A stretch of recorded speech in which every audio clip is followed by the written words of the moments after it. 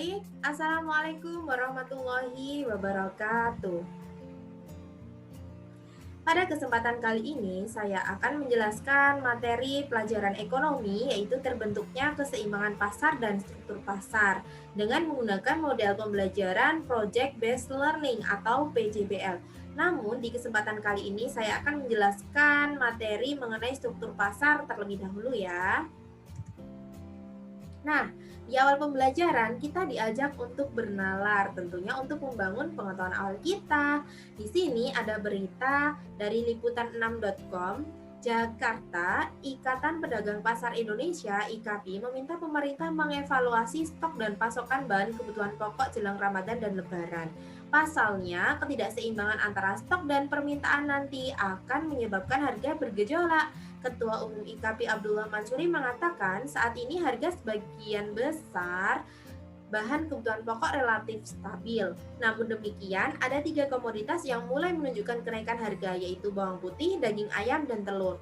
Masing-masing relatif lebih stabil, tapi perlu evaluasi menyeluruh, seperti bawang putih, ayam, telur mengalami kenaikan tidak wajar, khususnya bawang putih dan ayam, ujar dia saat berbincang dengan liputan6.com di Jakarta. Dia menjelaskan saat ini harga bawang putih telah mencapai 51.500 per kilogram. Padahal normalnya harga komoditas tersebut berkisar 35.000 per kilogram. Bawang putih sudah di 51.500. 2 minggu lalu masih 35.000 sampai 40.000. Normalnya 35.000. Memang bawang putih ini kita masih impor. Kita tidak produksi di dalam negeri, kata dia. Untuk daging ayam kini telah mencapai angka 31.500 per ekor. Normalnya harga daging ayam berkisar 35.000 sampai 28.000 per ekor. Hal yang sama juga terjadi pada telur ayam. Meski kenaikannya tidak setinggi bawang putih dan daging ayam sudah tembus hampir 32.000. Saat ini 31.500. Normalnya ayam itu 25.000 sampai 28.000 per ekor. Kalau telur mungkin karena tidak jauh dari ayam, sekarang 20.000 per kilogram, tandas dia. Sumber liputan6.com. Nah, dari berita ini, kira-kira kalian ada rasa ingin tahu nggak sih kenapa kok bisa seperti itu? Gimana caranya bisa seperti itu? Lalu bagaimana cara menanggapi atau bagaimana? Ada nggak? Pasti ada ya kan? Nah, ini timbul pertanyaan. Yang pertama, bagaimana permintaan bahan kebutuhan pokok menjelang hari raya? Nah, tadi gimana di beritanya? Apakah naik? Apakah turun permintaannya? Nah, tulis jawaban sementaramu di buku tulis. Lalu pertanyaan selanjutnya, mengapa terjadi kenaikan harga barang menjelang hari raya? Tulis jawaban sementaramu di buku tulis ya. Lalu pertanyaan yang terakhir, bagaimana cara mengatasi kenaikan harga barang menjelang hari raya? Nah, kira-kira gimana nih cara mengatasinya? Tulis jawaban sementaramu di buku tulis. Jawabannya singkat saja, tidak perlu dijelaskan panjang lebar ya, karena ini hanya jawaban sementara saja, karena kalian belum bisa membuktikan kebenarannya. Kalian akan mengetahui kebenarannya setelah mengikuti pembelajaran ini. Oke, baik, bisa dilanjut ya. Nah, ini jika kalian lihat ada apa ini? Yaps, betul, ini gambar pasar karena ada penjual, ada pembeli, dan ada juga barang yang dijual tentunya, ya kan? Nah, jika kalian telah melihat kondisi seperti ini, kira-kira kalian bisa mendefinisikan pasar itu apa sih? Yaps, betul, pasar itu tempat bertemunya antara penjual dan pembeli. Artinya di situ ada pertemuan antara permintaan dan penawaran. Permintaan itu dari si pembelinya dan penawaran dari si penjualnya. Ketika sudah ada pertemuan tuh antara permintaan dan penawaran, nanti terjadilah kegiatan transaksi. Jadi pasar itu terdapat penjual, pembeli, dan terjadi transaksi. Nah, ternyata pasar juga memiliki peran loh dalam perekonomian. Di sini disebutkan peran pasar ada 3. Yang pertama, pasar sebagai sarana distribusi. Yang kedua, pasar sebagai pembentuk harga. Dan yang ketiga, pasar sebagai sarana promosi. Kira-kira kenapa ya pasar sebagai sarana distribusi? Gimana? Hayo. Nah, jadi gini, di pasar itu kan ada seorang penjual atau disebut sebagai produsen ya. Produsen bisa menyalurkan barangnya ke konsumen melalui pasar, ya kan? Nah, oleh karena itu pasar disebut sebagai sarana distribusi. Gara-gara adanya pasar itu, akhirnya produsen bisa menyalurkan dagangannya ke konsumen, ya kan? Iya, lalu dilanjutkan peran yang kedua, pasar sebagai pembentuk harga. Kenapa bisa pasar berperan sebagai pembentuk harga? Kenapa? Ayo. Jadi, di pasar itu kan pada proses kegiatan transaksinya terjadi yang namanya kegiatan tawar-menawar ya. Akhirnya nanti terjadi kesepakatan harga antara penjual dan pembeli. Nah, di situ terjadilah pembentuk harga kesepakatan di pasar. Oleh karena itu, pasar berperan sebagai pembentuk harga.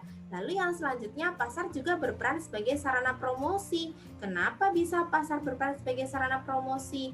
Di pasar itu kan tempat umum ya, ada banyak orang di situ. Ada orang yang menawarkan barang yang dijual dan ada orang yang mencari barang yang dibutuhkan. Nah, di situ kesempatannya penjual tuh untuk mempromosikan dagangannya ke orang yang membutuhkan barang yang dijual. Disitulah peran pasar sebagai sarana promosi, entah itu pedagang akan mempromosikan kegunaan dari barang yang dijual, entah itu ciri khasnya, keunikannya, dia mempromosikan barang dagangannya di pasar. Oleh karena itu, pasar berperan sebagai sarana promosi.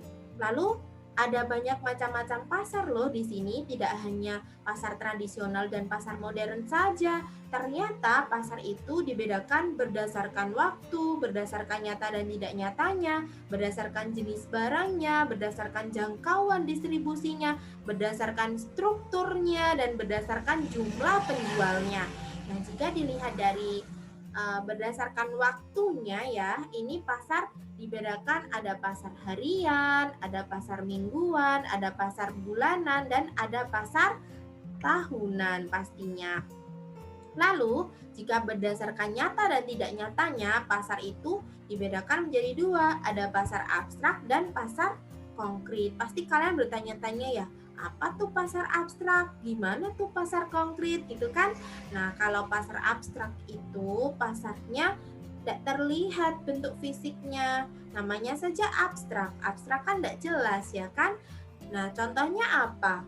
Contohnya kalian sebenarnya sudah pernah tahu sebelumnya ya. Kalau pasar abstrak yang tidak tampak itu misalnya seperti pasar online yang ada di HP kalian masing-masing aplikasinya, coba cek. Ada Shopee, ada Tokopedia, ada apa lagi tuh? Banyak banget kan pasar online. Nah, itu salah satu bentuk dari pasar abstrak. Selain itu juga ada pasar modal, pasar surat berharga, pasar uang. Nah, itu juga termasuk pasar abstrak. Lalu yang pasar konkret gimana? Pasar konkret ya kebalikan dari pasar abstrak. Dia terlihat bentuk fisiknya seperti supermarket, pasar tradisional, pasar modern, seperti itu. Itu yang disebut sebagai pasar konkret. Lalu untuk selanjutnya berdasarkan jenis barang ada pasar output yang menjual barang kebutuhan masyarakat, dan pasar input itu pasar yang menjual faktor-faktor produksi seperti tenaga kerja, sumber daya alam, modal, dan kewirausahaan. Lalu berdasarkan jangkauan distribusinya ada pasar lokal, daerah, nasional, dan internasional. Lalu berdasarkan strukturnya ada pasar persaingan sempurna dan pasar persaingan tidak sempurna. Jika berdasarkan jumlah penjualnya, ini ada pasar persaingan sempurna, monopoli, oligopoli, monopolistik, monopsoni, dan oligopsoni. Gimana tuh? Kenapa pasar itu bisa dibedakan berdasarkan jumlah penjualnya? Pasti kalian bertanya-tanya ya. Kalian pasti sebelumnya sudah pernah mendengar istilah ini. Nah, tapi belum tahu, belum sepenuhnya mengetahui ya mengenai itu. Nah, kita akan pelajari pada kesempatan kali ini. Nah, ini jika kalian lihat struktur atau bentuk pasar tadi sudah dijelaskan bahwa ada dua, yaitu pasar persaingan sempurna dan pasar persaingan tidak sempurna. Nanti di pasar persaingan tidak sempurna dibedakan lagi menjadi 5 jenis. Ada pasar monopoli, pasar oligopoli, pasar monopolistik, pasar monopsoni, dan oligopsoni. Kenapa sih mereka bisa dibedakan seperti itu? Perbedaannya gimana? Pasti kalian bertanya-tanya juga kan? Kita bahas di slide selanjutnya. Nah, kalian bisa mengetahui perbedaannya dari ciri-ciri masing-masing bentuk pasar. Jika dilihat dari bentuk ciri-ciri jumlah perusahaan, kita mulai dari pasar persaingan sempurna dulu ya. Jumlah perusahaan di pasar persaingan sempurna itu sangat banyak. Untuk jumlah pembelinya juga banyak. Lalu jenis barang yang dijual di pasar persaingan sempurna itu homogen.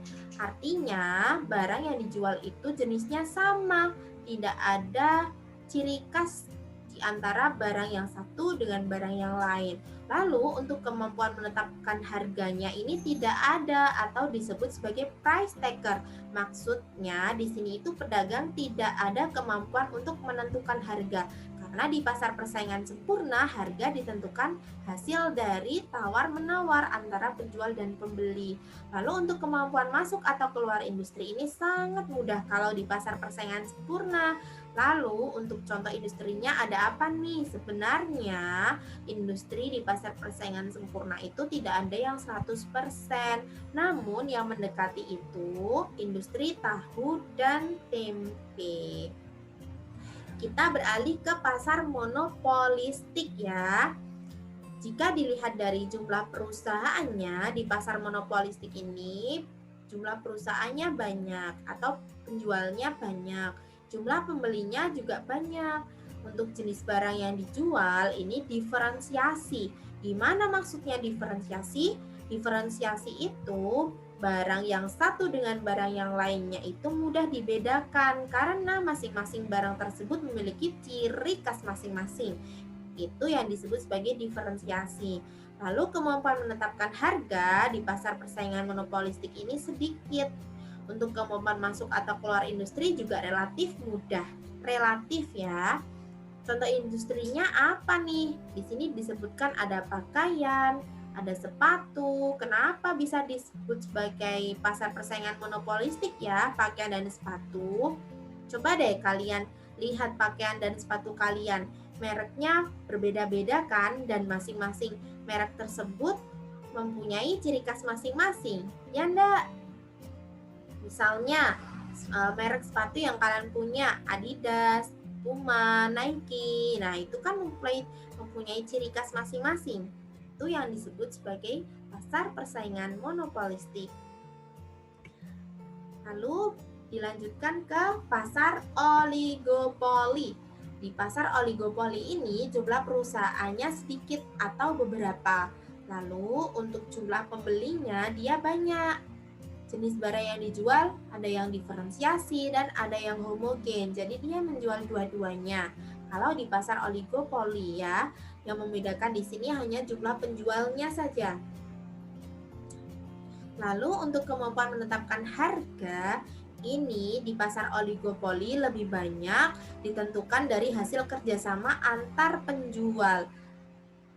Dan lebih sedikit kalau misalnya harga ditentukan tanpa kerjasama antar penjual. Karena di pasar oligopoli ini berlaku hukum aksi reaksi. Gimana tuh maksudnya? Maksudnya aksi reaksi itu ketika satu perusahaan melakukan aksi, maka nanti disusul reaksi dari perusahaan yang lain. Misalnya satu perusahaan menurunkan harga nih, nanti perusahaan yang lain akan lebih menurunkan harga lagi. Tapi berbeda lagi kalau misalnya satu perusahaan menaikkan harga, maka perusahaan yang lain tidak akan ikut menaikkan harga, dia akan tetap di harga yang telah ditentukan sebelumnya, seperti itu. Lalu untuk kemampuan masuk atau keluar industri di pasar oligopoli ini hambatannya cukup besar karena dilihat dari sumber daya yang dibutuhkan di pasar oligopoli ini juga lumayan besar. Kalian lihat aja di contoh industrinya ini. Jika Di barang diferensiasi contohnya mobil, rokok, di situ kan sumber daya yang dibutuhkan sangat besar kan? Nah, oleh karena itu hambatan untuk masuk maupun keluar ke dalam pasar oligopoli ini juga cukup besar. Lalu untuk contoh industri yang barang homogen ini ada seng. Coba selain seng apa lagi? Itu semen, ya kan? Semen itu termasuk salah satu perusahaan oligopoli yang menjual barang homogen. Lalu untuk pasar monopoli itu jumlah perusahaannya hanya satu, namanya saja mono. Mono itu satu dan poli itu perusahaan. Lalu untuk jumlah pembeli di pasar monopoli itu banyak. Jenis barang yang dijual di pasar monopoli unik, tidak ada penggantinya atau tidak ada barang substitusinya di pasar monopoli. Lalu kemampuan menetapkan harga ini sangat besar atau price maker. Ini kebalikan dari pasar persaingan sempurna ya. Kalau di pasar monopoli itu penjualnya yang memiliki kekuasaan untuk menetapkan harga, tapi pembelinya yang tidak memiliki kekuasaan. Jadi dia sebagai price maker atau pembentuk harga. Lalu kemampuan masuk atau keluar industri di pasar monopoli ini sangat sulit. Karena dilihat dari jenis produknya saja sangat unik ya kan, artinya sulit ditemukan dong. Lalu untuk contoh industrinya apa? Nah, di sini disebutkan kereta api dan listrik. Coba perusahaan apa nih yang termasuk monopoli kalau contoh industrinya kereta api? Yaps, betul, PT KAI. Lalu untuk listrik apa? Perusahaan apa? Yo. Iya, betul sekali. PLN. Kita lanjut. Nah, sekarang kita belajar pasar monopsoni dan oligopsoni. Di pasar monopsoni, jika kita lihat dari jumlah perusahaan, ini banyak ya jumlah perusahaannya, jumlah pembelinya hanya satu. Ini kebalikan dari monopoli tadi ya. Kalau monopoli penjualnya yang satu, tapi kalau monopsoni pembelinya yang hanya satu. Jenis barang yang dijual di pasar monopsoni ini barang mentah. Kemampuan menetapkan harga di pasar monopsoni tidak ada, atau price taker, pembeli yang sebagai penentu harga. Lalu kemampuan masuk atau keluar industri di pasar monopsoni ini juga sangat mudah. Contoh industrinya apa? Contohnya seperti pasar sayur dan peternakan sapi perah di daerah yang terpencil. Itu biasanya ada banyak pasar monopsoni ya. Lalu yang selanjutnya pasar oligopsoni. Jika dilihat dari ciri-ciri jumlah perusahaan, ini di pasar oligopsoni jumlah perusahaannya banyak, jumlah pembelinya hanya beberapa. Untuk jenis barang yang dijual, ini barang mentah sesuai potensi wilayah ya, tapi lalu kemampuan menetapkan harganya price taker atau pembeli yang menentukan harganya, namun tidak bisa semena-mena kalau di pasar oligopsoni. Untuk kemampuan masuk atau keluar industri di pasar oligopsoni ini relatif mudah. Contoh industrinya apa? Contoh industrinya seperti cengkeh, wortel, padi, dan susu sapi. Oke, seperti itu kita lanjutkan. Nah, sekarang kita belajar mengenai kurva ya. Ini kurva pasar persaingan sempurna. Jika kalian lihat di sini ada garis horizontal. Gimana tuh maksudnya ada garis horizontal? Nah, seperti yang telah dijelaskan tadi bahwasanya di pasar persaingan sempurna, produsen kan tidak mampu menentukan harga karena harga ditentukan oleh pasar atau price taker. Maka kurva permintaan yang dihadapi produsen selalu membentuk garis lurus mendatar atau horizontal. Dengan demikian, berapapun permintaan produk, harga per unit produk tersebut selalu sama, yaitu di titik P. Nih.